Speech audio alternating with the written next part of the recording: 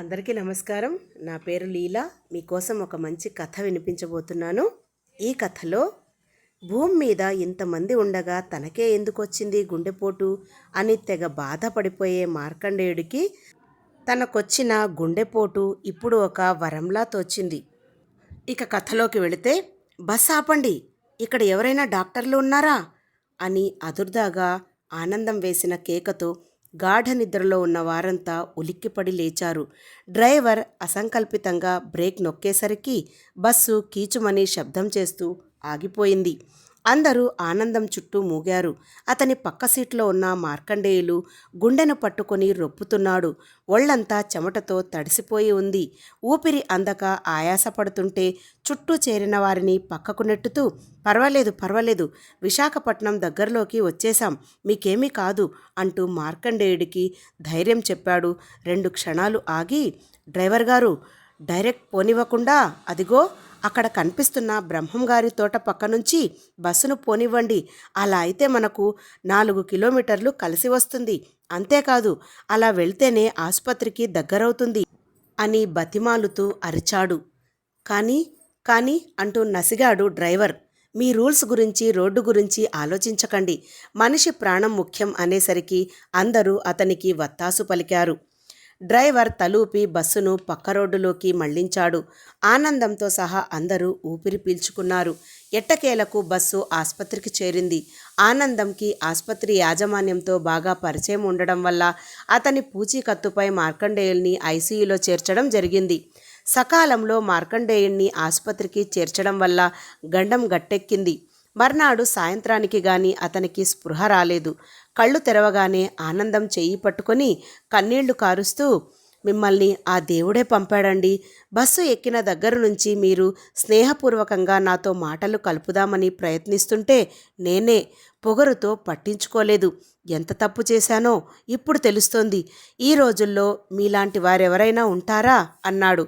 అయ్యో, దాందేముందండి, నా స్థానంలో మీరున్నా అదే పని చేసేవారు అన్నాడు. లేదు, మీ స్థానంలో నేనుంటే అలా పట్టించుకునేవాడినే కాదు, నాకెందుకొచ్చింది ఈ ఇబ్బంది అనుకుంటూ సీటు మారిపోయేవాడిని. ఈ లోకంలో నాలాంటి స్వార్థపరులే ఎక్కువ అన్నాడు.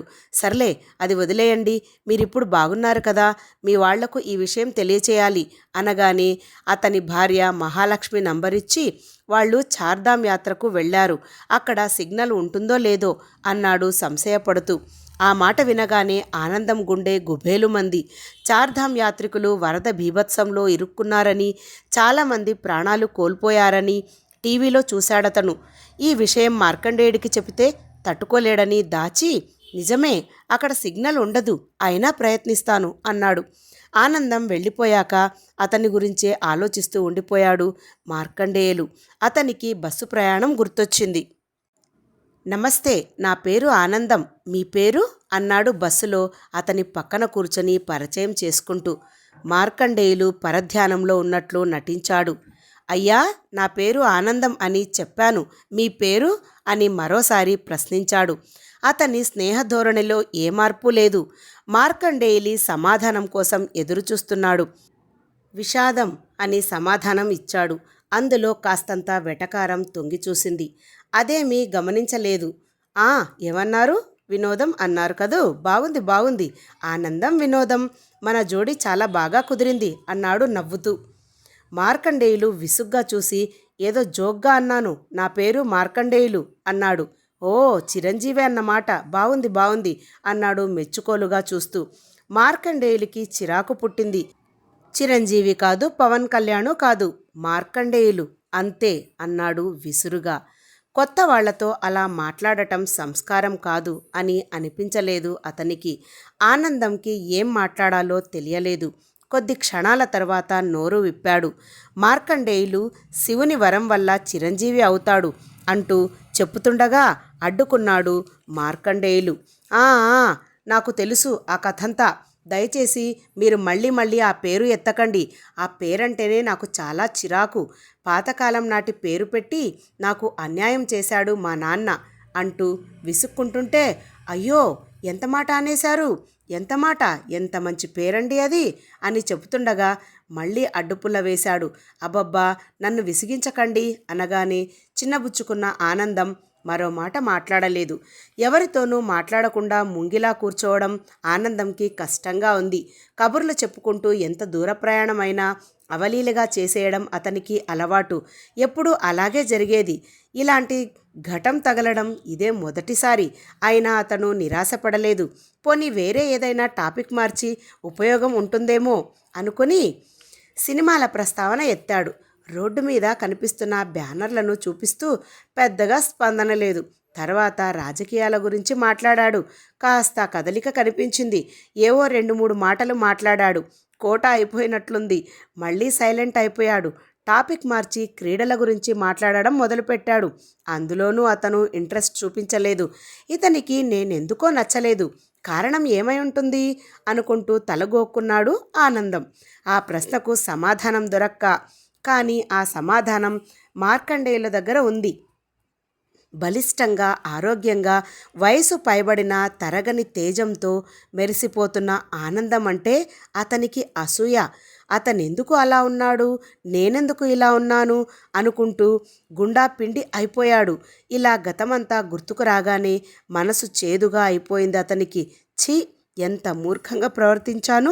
ఆయన మంచివాడు కాబట్టి ఇవేమీ మనసులో పెట్టుకోకుండా నన్ను ఆదుకున్నాడు అనుకుంటూ పశ్చాత్తాపంతో కుమిలిపోయాడు.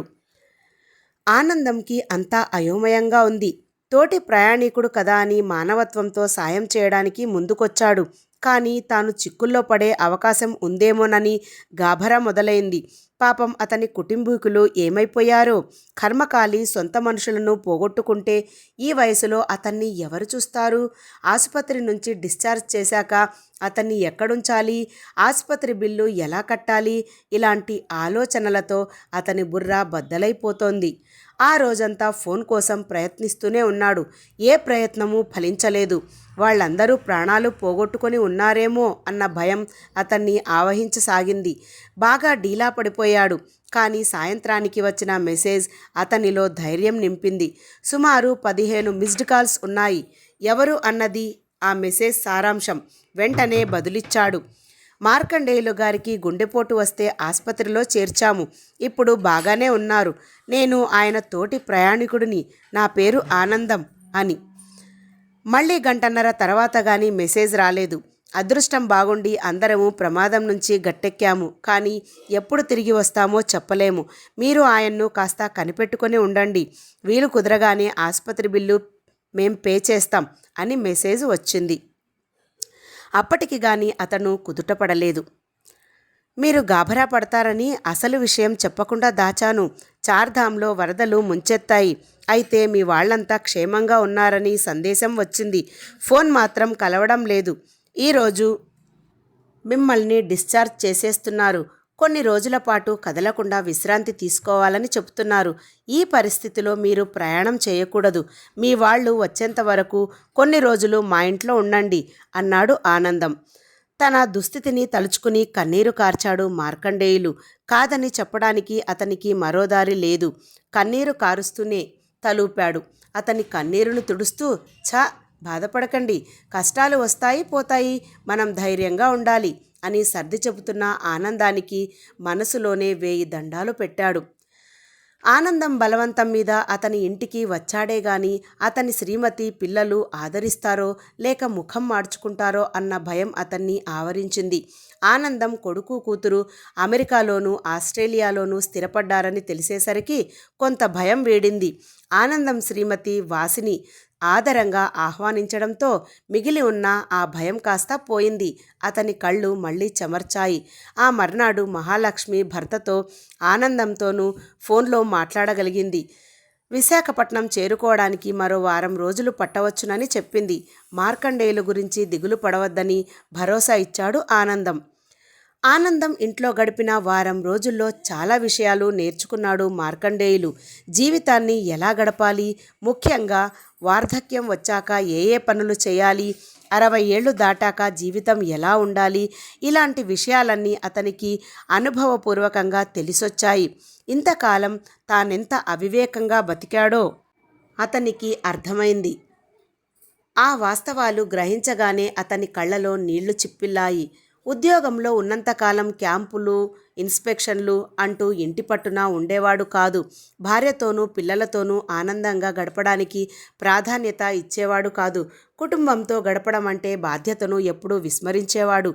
ఒక నియమం లేదు, నిబద్ధత లేదు. ఎంతసేపు ఉద్యోగంలో ఉన్నత శిఖరాలను అధిరోహించడం ఎలా అనే ఆలోచనే. తను అనుకున్నది సాధించడానికి ఉన్నత ఉద్యోగులను, పెద్దవాళ్లను మచ్చిక చేసుకోవడానికి మందు పార్టీలిచ్చి తాను కూడా పీకల దాకా తాగి ఆరోగ్యం పాడు చేసుకున్నాడు. బాణపొట్టతో ఊబకాయంతో 62 ఏళ్లకే 70 ఏళ్లవాడిలా కనిపిస్తున్నాడు. స్నేహాన్ని స్వార్థానికి ముడిపెట్టడం వల్ల అతను పదవీ విరమణ చేశాక స్నేహితులంటూ ఎవరూ మిగల్లేదు. అందరూ అవసరం కోసం అతని చుట్టూ చేరినవారే. ఆఖరికి భార్యాపిల్లల్ని కూడా ఆత్మీయుల కోవలోకి చేరకుండా చేసుకున్నాడు. మానవ సంబంధాలన్నీ ఆర్థిక సంబంధాలే అని ఎవరో అన్న మాట అతని విషయంలో నిజమైంది. ఇన్నాళ్ళు పోషించాడు కాబట్టి అతని పట్ల భార్యాపిల్లలు బాధ్యతగా వ్యవహరిస్తున్నారు, కానీ దాంట్లో ప్రేమ మాత్రం కొరవడింది. ఆనందం విషయం అలా కాదు. అతనంటే ప్రాణం పెట్టే మిత్రులున్నారు. ఆనందం, వాసినిల అన్యోన్య దాంపత్యము, ప్రతివారం ఫోన్ చేస్తూ గంటల తరబడి మాట్లాడే పిల్లల ఆప్యాయత, ఏడాదికి ఒకసారైనా నెల రోజుల పాటు అమ్మా నాన్నలతో గడపాలన్న వాళ్ల ఆరాటము మార్కండేయుల్ని ముగ్ధుణ్ణి చేశాయి.